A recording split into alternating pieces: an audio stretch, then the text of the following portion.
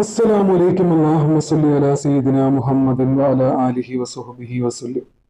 റമളാന് ചൊല്ലേണ്ട നിയ്യത്ത്, അത് എന്തൊക്കെയാണ് ചൊല്ലേണ്ടത്, ദുആയും കാര്യങ്ങളും, അതുപോലെ തന്നെ നിസ്കാരങ്ങളിൽ 3 പത്തുകളിൽ എന്തൊക്കെ ദുആകളാണ് ചൊല്ലേണ്ടതെന്നുമൊക്കെയുള്ള കാര്യങ്ങളാണ് പറഞ്ഞു തരുന്നത്. ആദ്യം തന്നെ നിയ്യത്ത്. നവൈതു സൗമ ഗദിൻ അൻ അദാഇ ഫർളി ഷഹ്രി റമളാന ഹാദിഹി സനതി ലില്ലാഹി തആല. ഈ കൊല്ലത്തെ റമളാൻ മാസത്തിലെ നാളത്തെ ഫർള് നോമ്പിനെ അള്ളാഹുവിന് വേണ്ടി അദാ ആയി നിർവഹിക്കുവാൻ ഞാൻ ഉദ്ദേശിച്ചു കൊള്ളുന്നു. ഇതാണ് നിയ്യത്ത്, നോമ്പിന്റെ നിയ്യത്ത്. അത്താഴം കഴിച്ചതിനു ശേഷം അല്ലാഹു ലാ ഇലാഹ ഇല്ലാ ഹുവൽ ഹയ്യുൽ ഖയ്യൂമുൽ ഖായിമു അലാ കുല്ലി നഫ്സിൻ ബിമാ കസബത്ത്.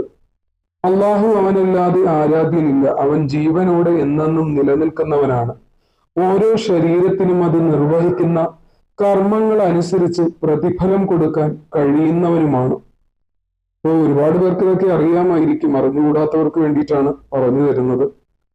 അതുപോലെ തന്നെ നോമ്പ് തുറക്കുന്ന സമയത്ത് ചൊല്ലേണ്ടത് അല്ലാഹുമ്മ ലക സുംദു വ അലാ റിസ്ഖിക അഫ്തറതു.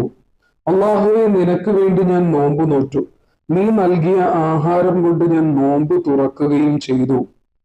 നോമ്പ് തുറക്കുമ്പോൾ ഈ ദുആ ചൊല്ലിയിട്ട് വേണം നോമ്പ് തുറക്കാനായിട്ട്. എല്ലാവർക്കും അറിയാമായിരിക്കും, ഇനിയും അറിയാത്തവരിലേക്കും കൂടിയാണ് പറഞ്ഞു തരുന്നത്. അതല്ല, ഇനി വെള്ളം കൊണ്ട് നോമ്പ് തുറക്കുകയാണെങ്കിൽ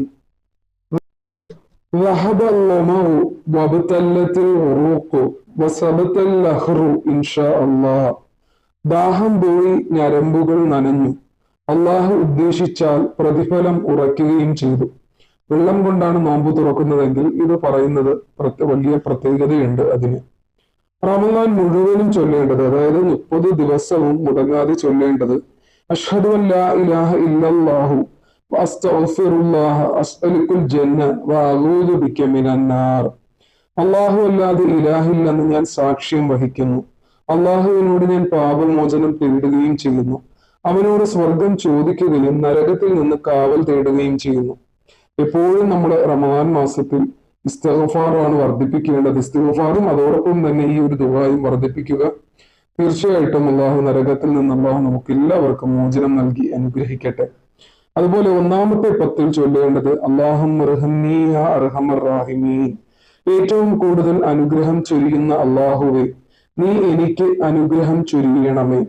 അതായത് നമ്മുടെ ഇപ്പോ ചൊല്ലേണ്ടതാണ്, ആദ്യത്തെ 10 ചൊല്ലേണ്ട ദുആയാണ്. 10 ദിവസം വരെ ആദ്യം എന്ത് ചെയ്യുക, ഈ ദുആ ചൊല്ലുക. അതുപോലെ തന്നെ 2-ാമത്തെ 10 അല്ലാഹുമ്മ ഗ്ഫിർലി ദുനൂബി യാ അർഹമർ റാഹിമീൻ. ലോകരക്ഷിതാവായ അള്ളാഹുവേ, എന്റെ ദോഷങ്ങൾ പൊറുക്കേണമേ. അതുപോലെ ഇനി അടുത്ത് 2-ാമത്തെ 10 വരുന്ന സമയത്ത് ഈ ദുആ ചൊല്ലുക. 2-ാമത്തെ 10 എല്ലാ ദിവസവും ചൊല്ലേണ്ട ദുആയാണ്. അതുപോലെ തന്നെ 3-ാമത്തെ 10 അല്ലാഹുമ്മ അത്ഖിനി മിനൻ നാർ വദ്ഖിൽനിൽ ജന്നത യാ റബ്ബൽ ആലമീൻ. ലോകരക്ഷിതാവായ അല്ലാഹുവേ, നീ എന്നെ നരകത്തിൽ നിന്നും മോചിപ്പിക്കുകയും സ്വർഗത്തിൽ കടത്തുകയും ചെയ്യണമേ. അതുപോലെ തന്നെ 1-ാമത്തെ 10 2-ാമത്തെ 10 ഇതിപ്പോ 3-ാമത്തെ 10ലാണ് ചൊല്ലേണ്ടത്. ഇത് വളരെ കൃത്യമായിട്ട് തന്നെ ചൊല്ലുക. അതുപോലെ തന്നെ അല്ലാഹുമ്മ ഇന്നക അഫൂൻ തുഹിബ്ബുൽ അഫ്വ ഫഅഫു അന്നി. അള്ളാഹുവേ, നീ മാപ്പ് ചെയ്യുന്നവനാണ്, മാപ്പ് ചെയ്യുന്നതിന് ഇഷ്ടപ്പെടുന്നവനും, അതുകൊണ്ട് നീ എനിക്ക് മാപ്പ് ചെയ്യണമേ. ഇൻഷാ അല്ലാഹ് അറിഞ്ഞുകൂടാത്തവർക്ക് വേണ്ടിയിട്ടാണ് പറഞ്ഞു തന്നത്.